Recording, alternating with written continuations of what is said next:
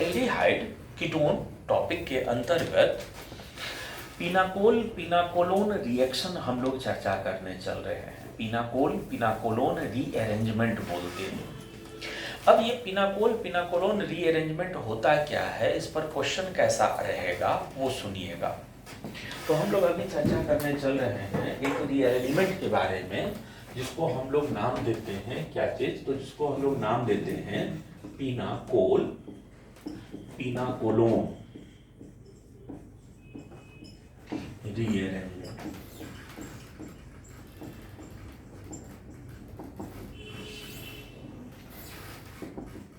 ध्यान देना, अगर हम लोग किसी एल्डिहाइड या कीटोन को, स्पेशली कीटोन, अगर हम लोग किसी कीटोन को सल्फ्यूरिक एसिड के द्वारा, अगर हम लोग किसी कीटोन को सल्फ्यूरिक एसिड नहीं, अगर हम लोग किसी कीटोन को मैग्नीशियम अमलगम के द्वारा रिड्यूस कर देते हैं, अगर हम लोग किसी कीटोन को मैग्नीशियम अमलगम के द्वारा रिड्यूस कर देते हैं, तो वह कन्वर्ट हो जाता है 1,2 डाइहाइड्रोक्सी डेरिवेटिव में।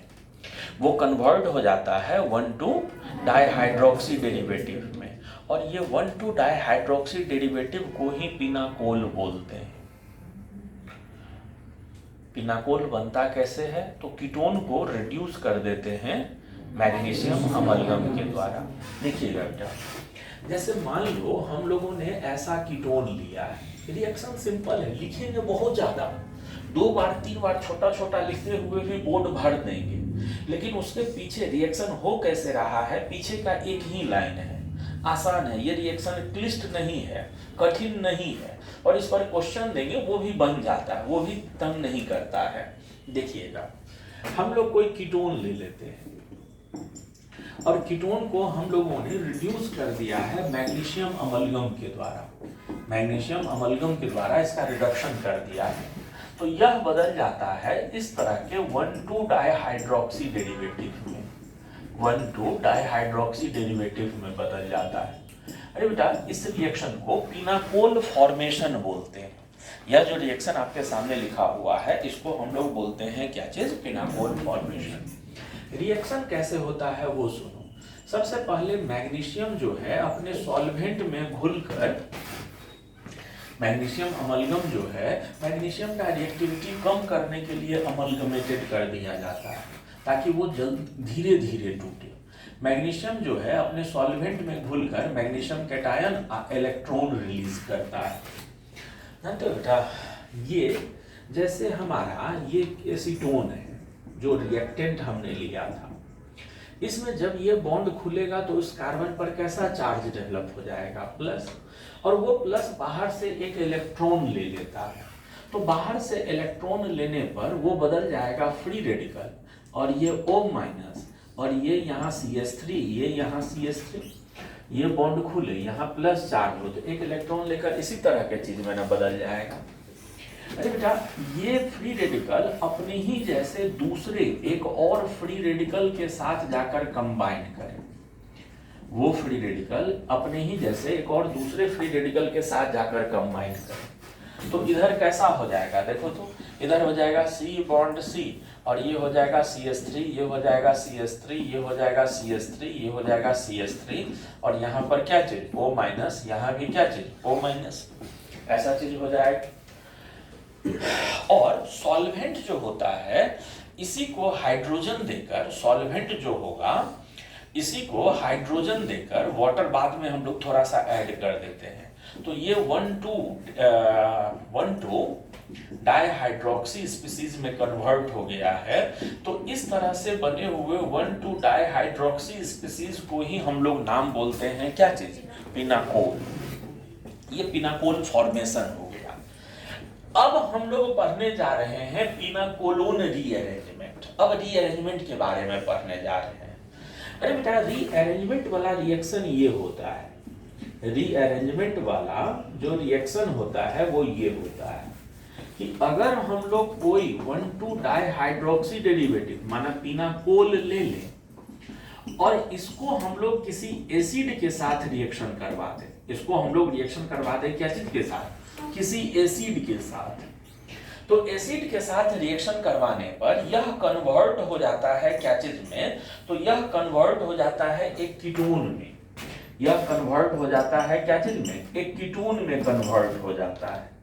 तो पिनाकोल का कीटोन में कन्वर्सन होने वाला जो रीअरेंजमेंट होता है, इसी को हम लोग बोलते हैं क्या चीज, पिनाकोल पिनाकोलोल रीअरेंजमेंट। जानते हो बेटा, यहाँ पर ये मेजर प्रोडक्ट होता है और माइनर प्रोडक्ट जो होता है वो भी बनता है। माइनर प्रोडक्ट जो होता है वो ये बनता है, एक इपॉक्साइड बनता है, और दूसरा माइनर जो बनता है वह इस तरह का alkene CH2 double bond C, और यहाँ पर ये CH3 और फिर एक C डबल बॉन्ड CH2 और यहाँ पर दूसरा CH3। ये दोनों जो होता है वो यहाँ का माइनर प्रोडक्ट होता है, और ये जो होता है यहाँ का मेजर प्रोडक्ट होता है। अब सुनना, इसका मैकेनिज्म कैसे होता है, मैकेनिज्म पे हम बोलने जा रहे हैं। मैकेनिज्म ध्यान दीजिएगा, इस रिएक्शन का मैकेनिज्म कैसे होता है वो ध्यान दीजिएगा। बहुत सिंपल सा मैकेनिज्म है। जानते हो बेटा, इसके पास दो लोन पेयर वाला सेंटर है। दो लोन पेयर वाला सेंटर है, तो ये H+ आकर शुरू में दोनों में से कहीं एक पर अटैक करेगा। दोनों में से किसी एक ऑक्सीजन के लोन पेयर पर आकर अटैक करेगा। यहाँ पर दोनों कार्बन एकदम सिमिलर है, तो कहीं भी अटैक करे कोई फर्क नहीं पड़ता। लेकिन अगर डिफरेंट होता ना, अगर दोनों कार्बन के अगल बगल ग्रुपों का अरेंजमेंट डिफरेंट होता, तो शुरुआती H+ का अटैक उस लोन पेयर पर होगा, शुरुआती H+ का अटैक उस लोन पेयर पर होगा जिसके हटने के कारण बनने वाला कार्बोकैटायन ज्यादा स्टेबल हो। यही याद रखना है लाइन, शुरुआती H+ का अटैक उस OH पर होगा जिसके हटने के कारण बनने वाला कार्बोकैटायन ज्यादा स्टेबल हो। बेटा, अगर हम लोग यहाँ तो किसी पर भी करवाओ कोई फर्क नहीं पड़ता, यहाँ किसी पर भी करवाओ कोई फर्क नहीं पड़ता। जैसे मान लो हम लोगों ने यहाँ पर ये मॉलिक्यूल लिया है और इसको हमने H+ से रिएक्शन करवाया है, वाटर मॉलिक्यूल का रिमूवल हुआ है और यह बदल गया है इस तरह के कार्बोकैटायन में। ये यहाँ एक OH लगा हुआ है, यहाँ एक CH3 है, ये दूसरा CH3 है, यहाँ भी दो CH3 लगा हुआ है। ये इस तरह के कार्बोकैटायन में बदल गया है। जब हम GOC में कार्बोकैटायन पढ़ा रहे थे, उस समय आप लोगों को एक बात और बहुत बार बोले थे, अगर किसी कार्बन पर पॉजिटिव चार्ज हो, उसके बगल वाले कार्बन पर लोन पेयर वाला सेंटर हो, तो यहाँ भी शिफ्टिंग होता है।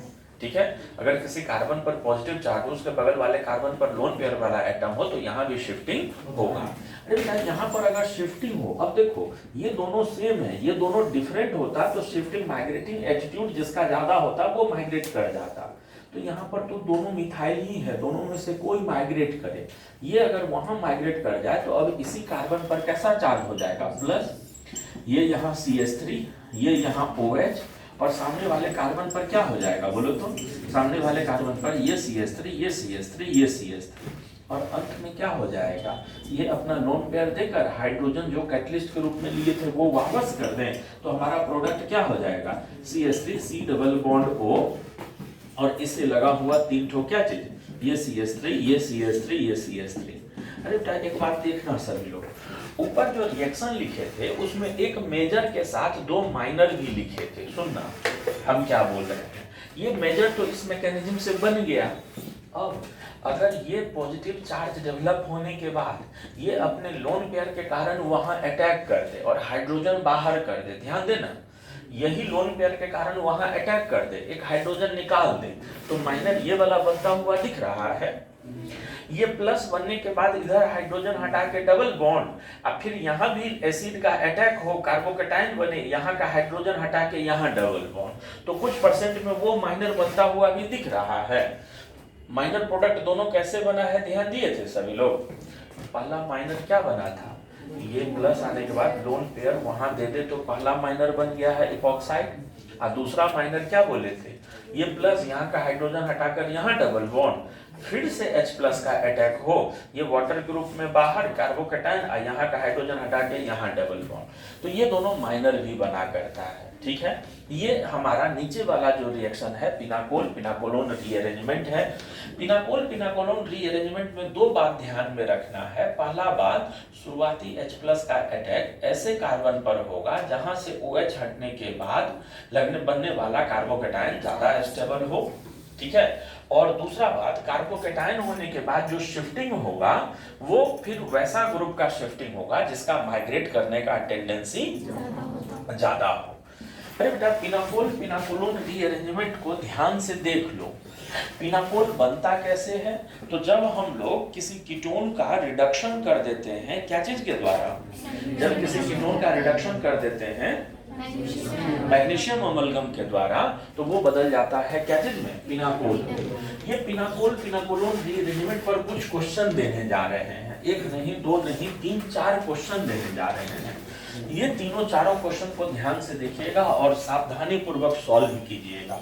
ये बनेगा क्वेश्चन सभी से, जो क्वेश्चन देने जा रहे हैं ये क्वेश्चन सभी से बनना चाहिए, तो ध्यान देना। जो पहला क्वेश्चन देने जा रहे हैं वह ऐसा है, ये दोनों कार्बन पर OH है, एक यहाँ पर बेंजीन रिंग और मिथाइल, और एक यहाँ बेंजीन रिंग और मिथाइल, पहला। दूसरा जो क्वेश्चन आपके सामने देने जा रहे हैं उसमें है क्या चीज? ये कार्बन दोनों पर OH, और है क्या कि यहाँ पर बेंजीन, यहाँ भी बेंजीन, लेकिन यहाँ पर बेंजीन में ऊपर में NO2 और यहाँ वाले बेंजीन में ऊपर में OCH3। ये दूसरा। तीसरा जो क्वेश्चन दे रहे हैं वो होगा ऐसा,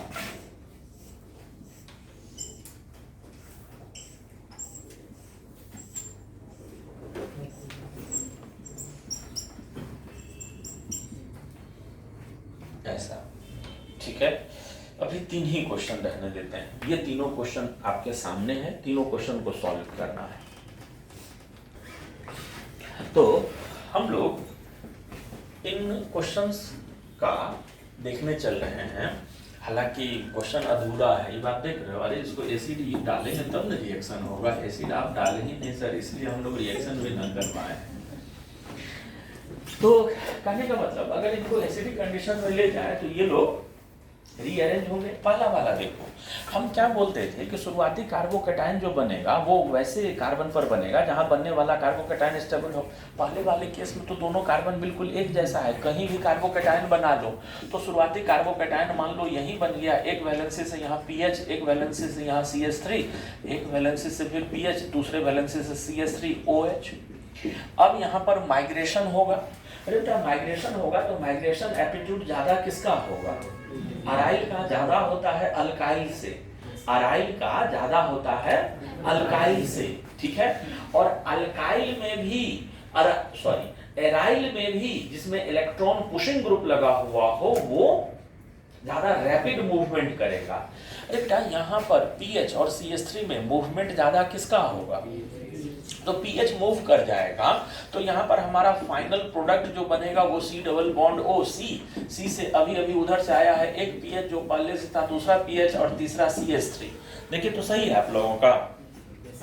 हाँ, कितने लोगों का सही था? बहुत अच्छी बात है। आइए हम लोग चलते हैं सेकंड क्वेश्चन में। अरे बेटा, सेकंड वाले क्वेश्चन में दोनों कार्बन एक जैसा नहीं है, दोनों कार्बन पर ये वाला बेंजीन तो कॉमन है, but this benzene have some electron pushing group whereas that benzene ring have some electron withdrawing group। हम लोग जानते हैं कार्बोकेटाइन दोनों में ज्यादा स्टेबल कहाँ पर होगा? दूसरे वाले पे। तो इसके केस में जो कार्बोकेटाइन बन जाएगा वो यहाँ प्लस, इससे ये लगा हुआ बेंजीन रिंग, इससे ये बेंजीन रिंग में लगा हुआ मिथॉक्सी OCH3, और इसके इस वैलेंसी से OH, इधर वाले वैलेंसी से ये बेंजीन रिंग में ऊपर की तरफ लगा हुआ क्या चीज? NO2, और ये यहाँ लगा हुआ क्या चीज? Normal benzene ring. अब आपको डिसीजन लेना है शिफ्टिंग किसका होगा। हमने क्या बताए थे, एराइल में भी इलेक्ट्रॉन पुश ग्रुप लगा हुआ हो वो जल्दी माइग्रेट करेगा। बेटा इन दोनों में कंपटीशन देखो, ये इलेक्ट्रॉन विड्रॉइंग ग्रुप है, ये इसमें कुछ नहीं है, तो कम से कम माइग्रेट तो यही ना करेगा, वो इलेक्ट्रॉन विड्रॉइंग वाला नहीं करेगा। ठीक है, तो कहने का मतलब यहाँ अब की बार ये फेनाइल ग्रुप का शिफ्टिंग हो जाएगा इधर के तरफ, तो हमारा फाइनल जो प्रोडक्ट बनेगा C डबल बॉन्ड O, यहाँ लगा हुआ ये बेंजीन रिंग के साथ यहाँ NO2, और इधर क्या हो जाएगा बोल, इधर एक बेंजीन रिंग जो अभी अभी उधर से माइग्रेट होके आया है, ये दूसरा बेंजीन रिंग जो पहले से था, तीसरा बेंजीन रिंग जो पहले से था, जिसके ऊपर में क्या लगा हुआ, OCH3 लगा हुआ। देखो तो दूसरा क्वेश्चन बात समझ में आ गया है सभी लोगों को, पक्का दूसरा क्वेश्चन समझ में आ गया है सभी लोगों को। आगे बढ़ते हैं, दूसरा गलत था ना,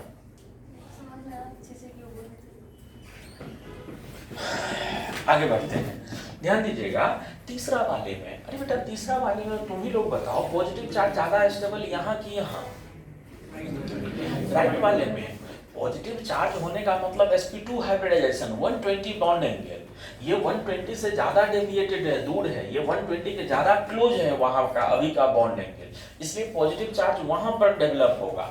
तो पॉजिटिव चार्ज वहां पर डेवलप होगा तो ये हो जाएगा क्या चीज, ये हो जाएगा यहाँ OH, और इस वाले कार्बन पर यहाँ कैसा, ये ऐसा, ये प्लस। अब क्या हो जाएगा, ये 4 मेंबर का रिंग शिफ्ट होकर कितने मेंबर का रिंग बन जाएगा, 5 मेंबर का रिंग बन जाएगा। तो ये भी 5 मेंबर का रिंग अगर बन जाएगा तो ये कैसा हो दिखेगा, देखो तो ये ऐसा दिखेगा, ये भी 5 मेंबर का रिंग बन जाएगा, तो वो भी 5 मेंबर का रिंग, वो भी 5 मेंबर का रिंग, ऐसा ही दिखेगा ना। और सुनना बेटा, ये देखो ये अगर यहाँ चला गया है तो ये जो दूसरा 5 मेंबर का रिंग है, कॉमन कार्बन के जस्ट बगल में OH, और उसी पर कैसा चार्ज, पॉजिटिव चार्ज। ध्यान दिए, ये यहाँ ऐसे था और ये यहाँ से मिट कर वहां चला गया है, तो जो कॉमन कार्बन है उसके जस्ट बगल वाले कार्बन पर OH, उसी OH पर कैसा चार्ज, पॉजिटिव, और वही पॉजिटिव में ना लोन पेयर देकर ये फाइनली कन्वर्ट हो जाएगा क्या चीज में, ये फाइनली कन्वर्ट हो जाएगा क्या चीज में, ये फाइनली कन्वर्ट हो जाएगा इस तरह के चीज। तो ये जो रिएक्शन हम लोग देख रहे थे, ये रिएक्शन था कौन सा, ये क्वेश्चन जो हम लोग देख रहे थे, ये पिनाकोलोन पर बनाया हुआ क्वेश्चन था। हम आगे बढ़ते हैं पिनाकोलोन रीअरेंजमेंट से, बात समझ में आ गया था क्या क्या हो रहा था। देखिएगा अरे बेटा यहाँ से आगे बढ़े हम लोग, तो जो अगला रिएक्शन हम लोग चर्चा करने चल रहे हैं, इस रिएक्शन का चर्चा पहले भी हुआ है। इस रिएक्शन को हम लोग बोलते हैं मिल्विन-पॉन्डोर्फ-वर्ली रिडक्शन। जो रिएक्शन हम लोग अगला चर्चा करने चल रहे हैं, इस रिएक्शन को हम लोग क्या बोलते हैं, मिल्विन-पॉन्डोर्फ-वर्ली रिडक्शन, MERWEIN,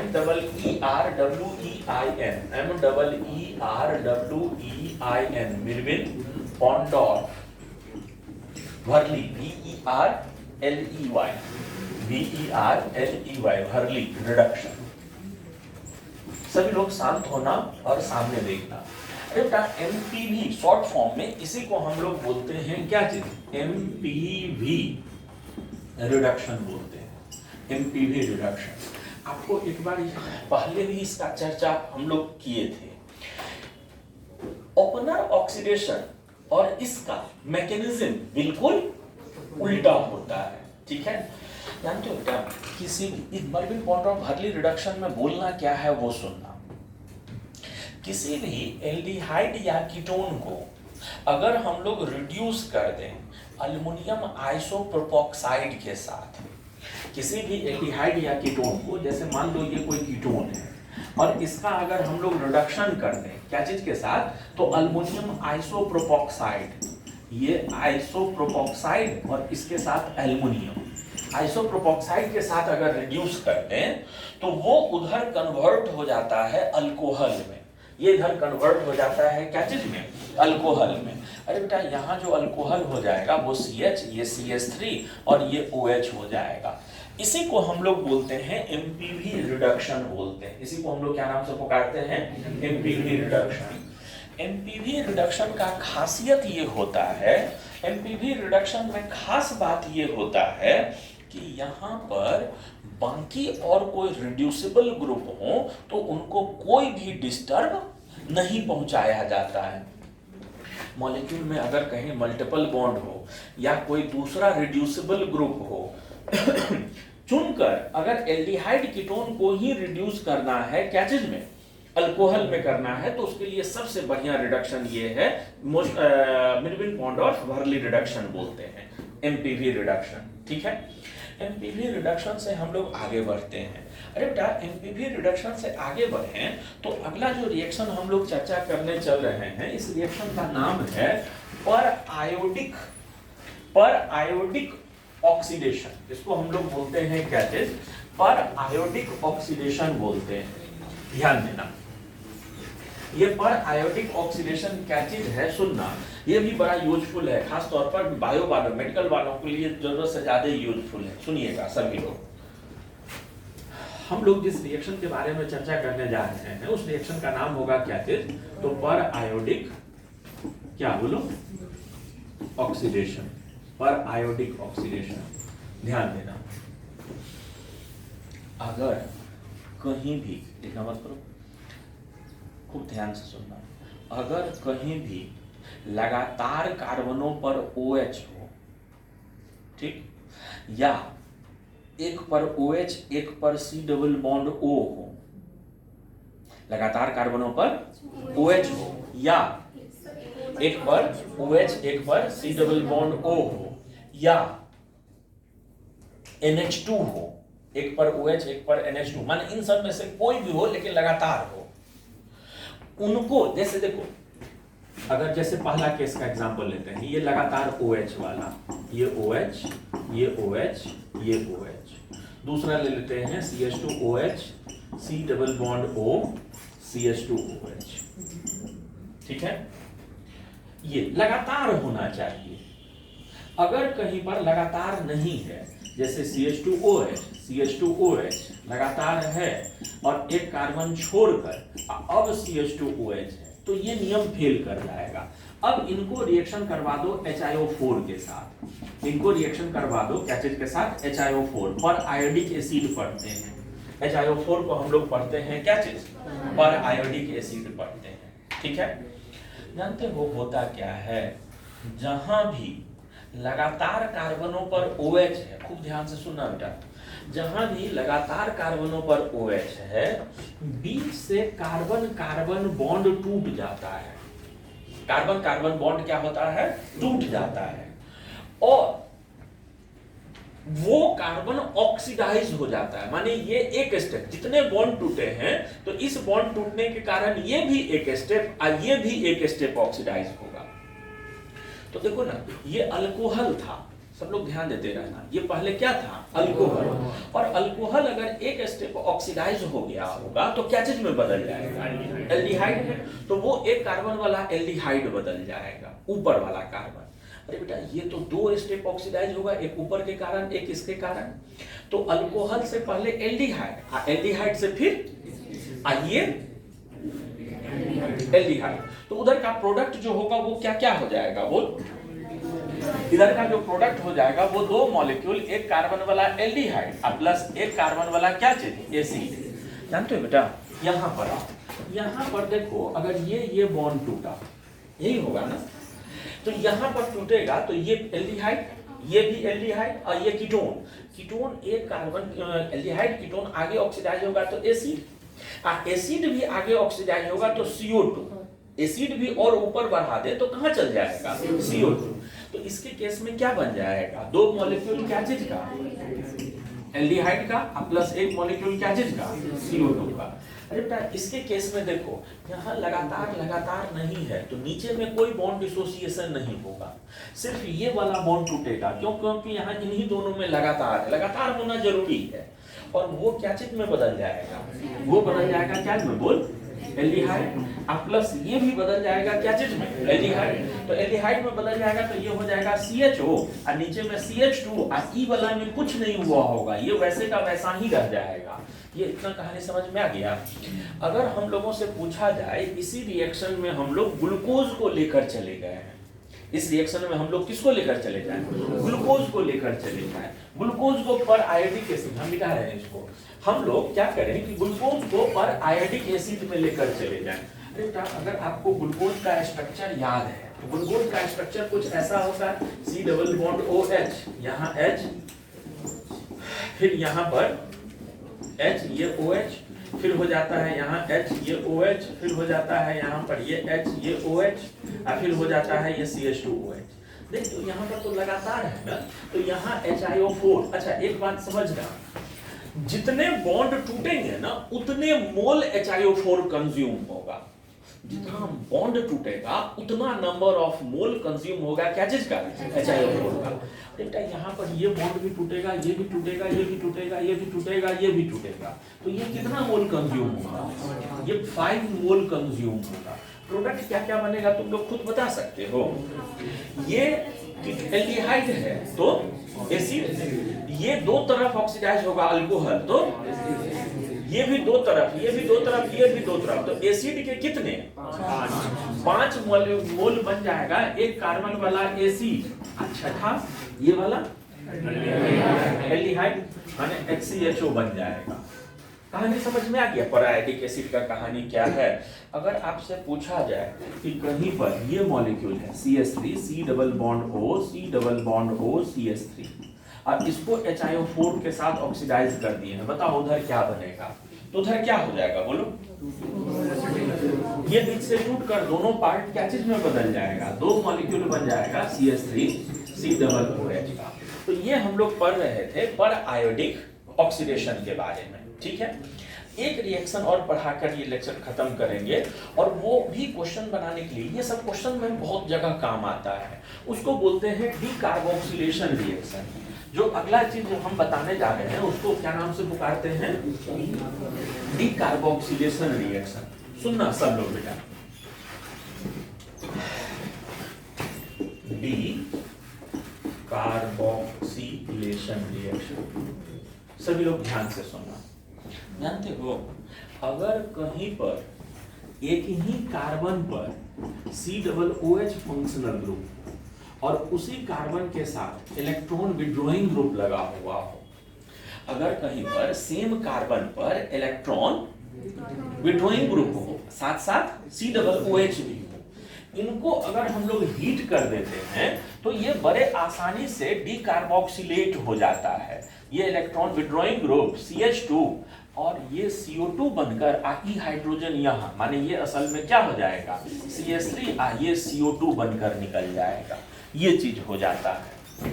जैसे मान ले हम लोगों को एक क्वेश्चन पूछा, हम लोग को एक क्वेश्चन पूछा क्या चीज कि एक मॉलिक्यूल है ऐसा, यहाँ COOH है, यहाँ NO2 है, इसको हमने हीट किया है, तो बताओ क्या होगा, तो क्या हो जाएगा बोलो तुम। देखो तो यहाँ सेम कार्बन है, सेम कार्बन पर वो इलेक्ट्रॉन विड्रॉइंग, ये COOH NO2 इलेक्ट्रॉन विड्रॉइंग, क्या हो जाएगा, ये पूरा पार्ट बनकर निकल जाएगा, ये यहीं रह जाएगा, माने इसका इधर का प्रोडक्ट क्या हो जाएगा NO2 प्लस क्या चीज CO2। आखिर ये ऐसा होता क्यों है, इलेक्ट्रॉन विड्रॉइंग होने से ऐसा हुआ क्यों है, तो जानते हो होता क्यों है। देखो जैसे मान लो ये CH2 था, ये NO2 है, ये C डबल बॉन्ड OH है, ठीक है। ये ऐसा है तो सबसे पहले ये हाइड्रोजन हटा, ये एनायन बना, ये एनायन को इलेक्ट्रॉन विड्रॉइंग ग्रुप क्या करता है, ये CH2, ये C double bond O minus, ये इस तरह का एनायन बन गया है, ठीक। एनायन बनने के बाद ये इसको हीट जब हम लोग करते हैं तो ये बॉन्ड का शिफ्टिंग यहाँ, ये यहाँ, क्यों, क्योंकि यहाँ वाला एनायन को तो ये स्टेबलाइज कर लेगा, तो ये पार्ट निकल जाता है क्या बनकर, CO2 बनकर, ये यहाँ हो गया है NO2 और ये CH2 माइनस, और वो निकल गया CO2 बनकर। और फिर बाद में जब इसमें सॉल्वेंट मिलाया जाता है तो सॉल्वेंट से एक हाइड्रोजन लेकर ये कन्वर्ट हो जाता है क्या चीज में, सॉल्वेंट से, या यहाँ से जो हाइड्रोजन निकला है वो हाइड्रोजन लेकर वो कन्वर्ट हो जाएगा क्या चीज में, इस चीज में कन्वर्ट हो जाता है। इस पर बहुत तरह का क्वेश्चन मिलेगा आगे देखने को, ये बात समझ में आ गया। एल्डिहाइड कीटोन में क्यों पढ़ रहे हैं, तो जैसे